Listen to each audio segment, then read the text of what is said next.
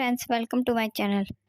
आज मैं आपको बताने वाली हूँ मरे हुए लोगों की कौन सी चीज़ों को हमें इस्तेमाल नहीं करना चाहिए, इनसे पितृदोष लगता है। तो चलिए जानते हैं क्या कहता है गरुड़ पुराण।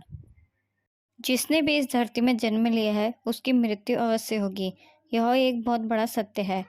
संसार में जो भी व्यक्ति जन्म लेता है वह अपने कर्म करके यह संसार त्याग कर चला जाता है।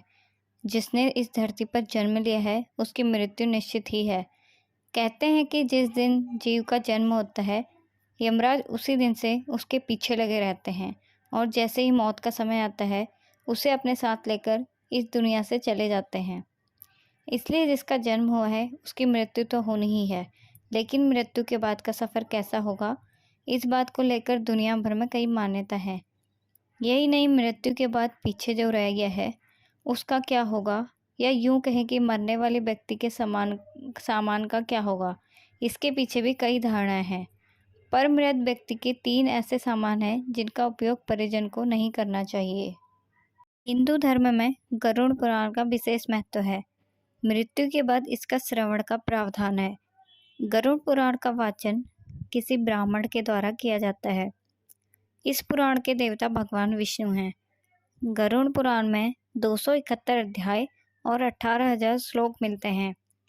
साथ ही गरुड़ पुराण में मरने के बाद मनुष्य की क्या गति होगी और उसका किस प्रकार की योनियों में जन्म होगा, इन सब बातों की जानकारी भी दी गई है। सब कहते हैं कि मरने के बाद कुछ भी साथ नहीं जाता, सब यहीं का यहीं धरा रह जाता है। आदमी खाली हाथ आया था और खाली हाथ ही चला जाता है, लेकिन यह सत्य नहीं है। दुनिया में ऐसी कई बातें हैं, लेकिन ये सत्य नहीं है।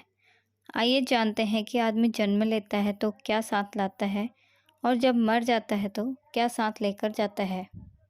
हिंदू धर्म कहता है कि व्यक्ति जो साथ लाया था वही साथ ले ही जाएगा, साथ ही वह भी साथ ले जाएगा जो इसने जन्म में अर्जित किया है। क्या साथ लाया था और क्या अर्जित किया है, यह जानना जरूरी है। व्यक्ति जब जन्म लेता है तो अपने साथ 3 चीज़ें लाता है: संचित कर्म, स्मृति और जागृति। हाँ, एक चौथी चीज़ भी है जो वह अपने साथ लेकर आता है, वह है सूक्ष्म शरीर। मृत्यु होने पर व्यक्ति के सगे संबंधी भी उसकी मृत देह के कुछ समय में ही मोह या भावना छोड़ देते हैं और अंतिम संस्कार कर चले जाते हैं। किंतु इस समय भी मात्र धर्म ही एक ऐसा साथी होता है जो उसके साथ जाता है। मानव का स्वभाव होता है कि वह मौत से डरता है, यहाँ तक कि वह मौत पर बात करने से भी डरता है और मौत के बाद होने वाली घटनाक्रमों से भी। जबकि हम सबको पता है कि मानव इतिहास में अमरता किसी को हासिल नहीं हुई, तो फिर और डर कैसा या भय कैसा?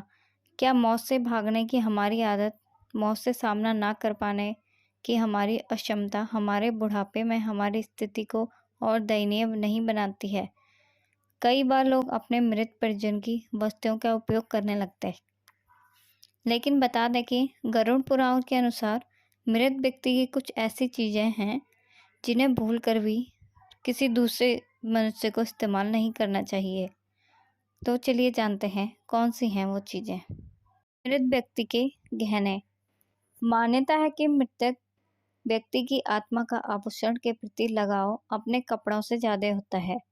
गरुड़ पुराण के मुताबिक जो भी व्यक्ति उनकी मृत्यु के पश्चात उनके गहनों को पहनता है या फिर आभूषणों का उपयोग करता है, तो ऐसे में उस मृत परिजन की ऊर्जा उस व्यक्ति के साथ जुड़ जाती है, जिस कारण से उसे शारीरिक व मानसिक परेशानियों का सामना करना पड़ सकता है।